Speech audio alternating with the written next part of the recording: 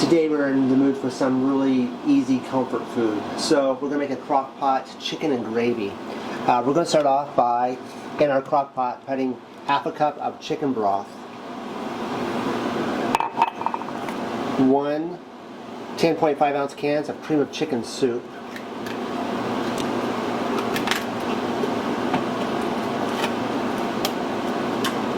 if you like these recipes, please take a moment to like, subscribe, and share. Comment below what some of your favorite comfort food is.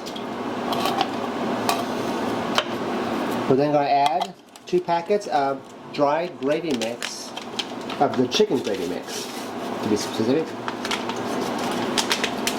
Our Crockpot.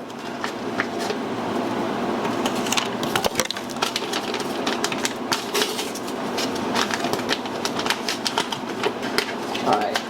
And then we're just going to mix that together really well until it's nice and smooth.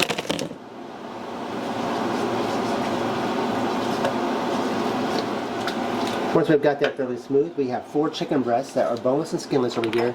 We're going to heavily salt and pepper these on both sides.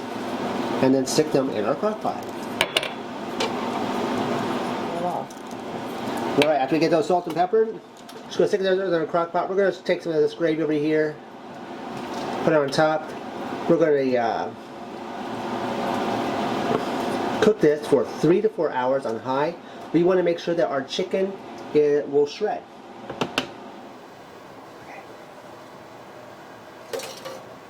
Okay, we have, it smells really good. We're going to take our forks and we're going to shred the meat within the Crockpot.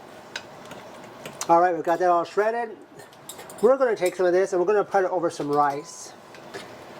If you like, you can put, of course, put yours over mashed potatoes, over some noodles. But this is an easy, simple Crockpot meal. A chicken and gravy from the Crockpot.